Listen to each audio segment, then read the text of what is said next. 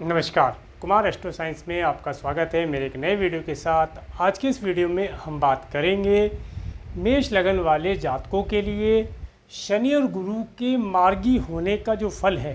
क्योंकि अभी जो शनि और गुरु ग्रह हैं, ये दोनों ग्रह मकर राशि में वक्री होकर के गोचर कर रहे थे, तो अब तक का इनका जो प्रभाव था, इसका प्रभाव आप पिछले वीडियो में देख सकते हैं। परंतु अब जैसे ही ये मार्गी हुए हैं, तो ये क्या रिजल्ट प्रदान करेंगे मेष लगन वाले जातकों के लिए। चूँकि ये वीडियो लगन बेस्ड पर बनाया गया है, तो आपको आपका लगन मालूम होना आवश्यक है। जैसे कि आप अगर हमारी प्रीवियस वीडियो देख चुके हैं, तो आपको मालूम होगा कि लगन किस प्रकार से ज्ञात किया जाता है। अगर आपने इसी वीडियो से देखना शुरू किया है, तो आपकी नॉलेज के लिए मैं बताना चाहूँगा कि आपके पास जो भी आपकी कोई जन्मपत्री हो, उसे खोल करके आप देखें। उसके अंदर बहुत सारी कुंडलियाँ होंगी और उसमें से किसी एक कुंडली के ऊपर यहाँ पर जन्म कुंडली या लगन कुंडली लिखा होगा, और उसके फर्स्ट हाउस में इस जगह पर एक अंक यदि लिखा है, तो आपका मेष लगन है, आपका एरिस एसेंडेंट है। तो आपके लिए ये जो प्रेडिक्शन है, ये आपके लिए सही रहेगा। आपको ये वीडियो देखना लाभदायक रहेगा। तो चलिए शुरू करते हैं। सबसे पहले शनि ग्रह की। शनि ग्रह 11 अक्टूबर 2021 से 3:03 पर से मार्गी हो चुके हैं, डायरेक्ट हो गए हैं। और इसके साथ साथ गुरु ग्रह 18 अक्टूबर 2021 को 10:55 से मार्गी हो चुके हैं। देखिए, जो शनि ग्रह हैं, ये मकर राशि में अपनी स्वयं राशि में गोचर कर रहे हैं।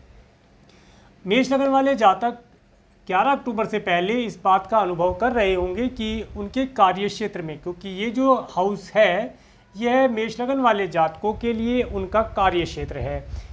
बिजनेस, जॉब, जो भी कुछ वे ऑक्यूपेशन करते हैं, उसका क्षेत्र माना जाता है। तो अब से पहले मेष लगन के जातक इस चीज़ को अनुभव कर रहे होंगे कि उनके कार्य व्यवसाय के क्षेत्र में हार्डवर्क बढ़ा हुआ है। बहुत अधिक हार्डवर्क करने के पश्चात भी रिजल्ट प्राप्ति नहीं हो पा रही थी। इसके साथ साथ गुरु ग्रह का यहाँ पर नीच राशि में होना, मकर राशि में गुरु ग्रह नीच राशि के होते हैं, इसके साथ साथ उनका वक्री हो जाना। तो इस समय में मेष लगन के जातक इस बात का अनुभव कर रहे होंगे कि उनकी हार्डवर्क तो उनके कार्य क्षेत्र में बढ़ा है, परंतु धन का आवागमन नहीं हो रहा है, धन किसी भी प्रकार से उनके पास नहीं आ रहा है। इसके साथ साथ जितना भी ज़्यादा वे हार्डवर्क करते हैं, उसका रिजल्ट उन्हें प्राप्त नहीं हो रहा था। परंतु अब जैसे ही ये दोनों ग्रह डायरेक्ट हुए हैं, मार्गी हुए हैं, तो अब इनका जो रिजल्ट है वो देखते हैं कि क्या प्रभाव देगा। सबसे पहले शनि ग्रह की बात करेंगे। शनि ग्रह का अपनी स्वयं राशि में डायरेक्ट होना। देखिए, शनि ग्रह एक राशि में 30 महीने गोचर करते हैं। तो शनि ग्रह काफ़ी लंबे समय के बाद मेष लगन वालों के अपनी स्वयं राशि में और कार्य क्षेत्र पर आए हैं। तो इस समय में इन्हें मेष लगन वाले जातकों को उनके कार्य व्यवसाय में उन्नति प्राप्त होना निश्चित है। चूँकि शनि ग्रह का नाम ही है शनै शनै चलने के कारण, धीरे धीरे चलने के कारण ही इनका नाम शनि ग्रह रखा गया है। और जिस प्रकार से इनका नाम है, उसी प्रकार से ये रिजल्ट प्रदान करते हैं। शनि ग्रह धीरे धीरे चलते हैं, चीज़ों को क्लियर करते चलते हैं। इसी प्रकार से हार्डवर्क, जितना हार्डवर्क पिछले समय में मेष लगन वाले जातकों ने किया था, उसका रिजल्ट इस समय उन्हें प्राप्त होने का समय शुरू हो चुका है। अब इन्हें मेष लगन वाले जातकों को शनि ग्रह की कृपा से इनके कार्य व्यवसाय में उन्नति प्राप्त होगी। और इसके साथ साथ इनका कार्य व्यवसाय, जो इन्होंने पिछले समय में हार्डवर्क किया था, उसका भी रिजल्ट इन्हें प्राप्त होता दिखाई देगा। इसके साथ साथ अब बात करते हैं शनि ग्रह की दृष्टियों की। शनि ग्रह की 3 दृष्टियाँ होती हैं। पहली दृष्टि है तीसरी दृष्टि, 1 2 3। शनि ग्रह की तीसरी दृष्टि, देखिए शनि ग्रह की यहाँ से जो दृष्टि चलती है,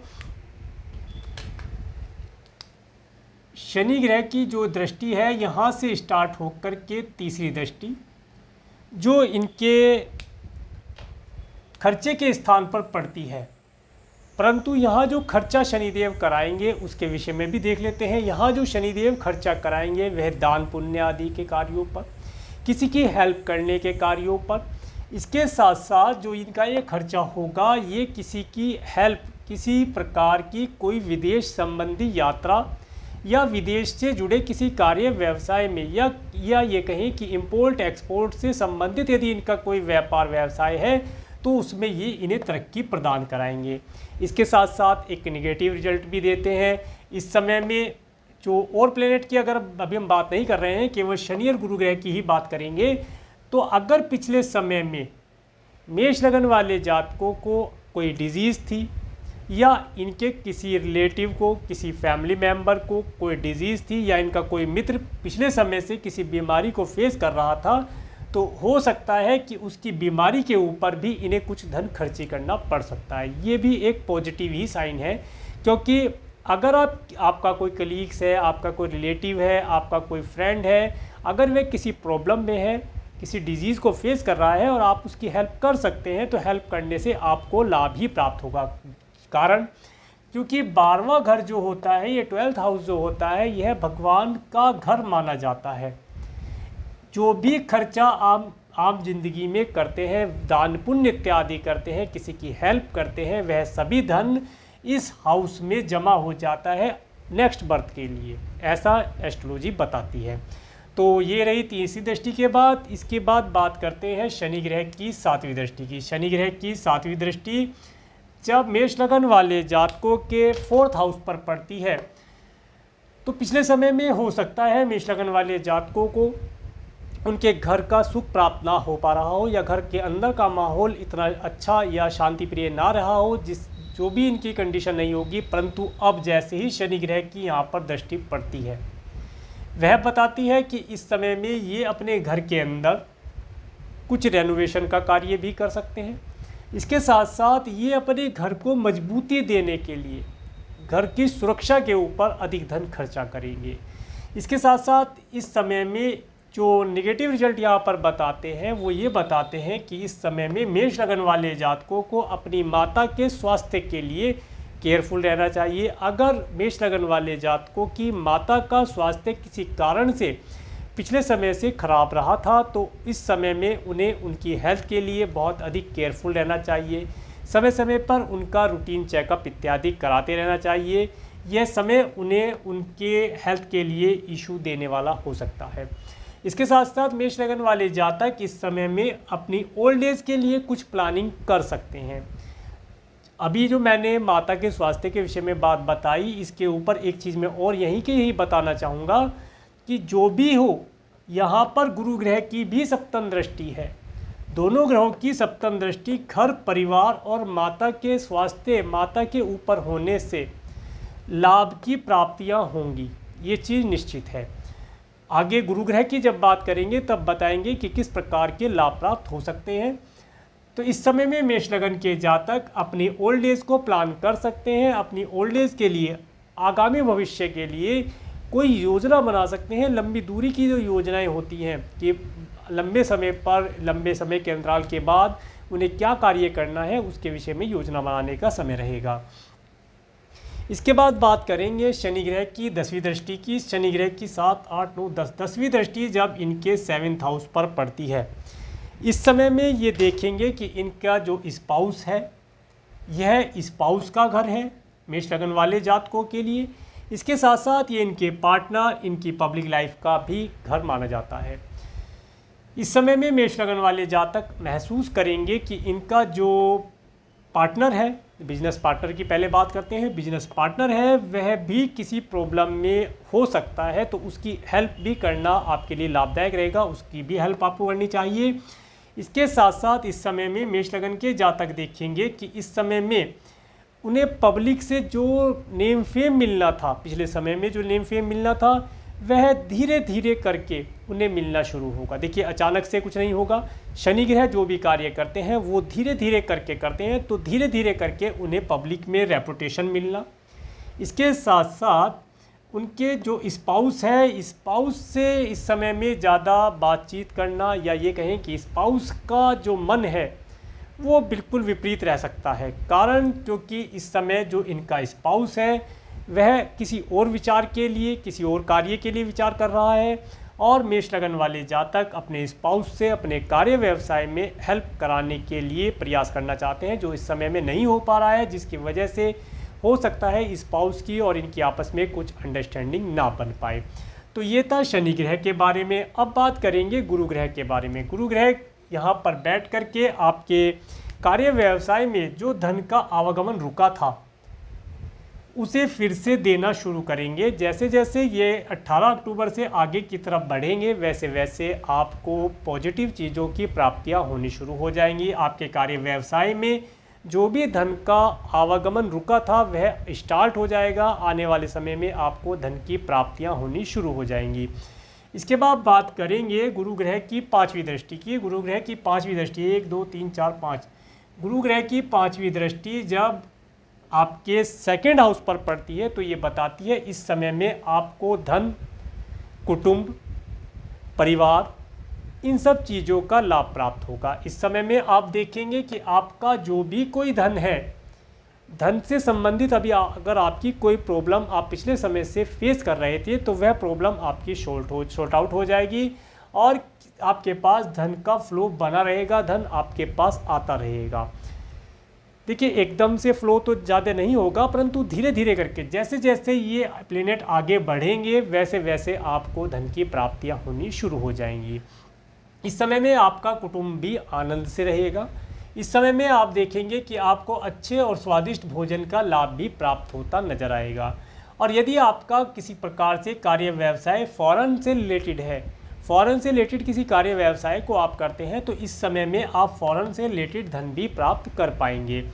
इसके बाद बात करेंगे गुरु ग्रह की 7वीं दृष्टि की। गुरु ग्रह की 7वीं दृष्टि जब आपके 4th हाउस पर पड़ती है तो ये बताती है इस समय में आप अपने घर के अंदर कोई धार्मिक आयोजन भी कर सकते हैं।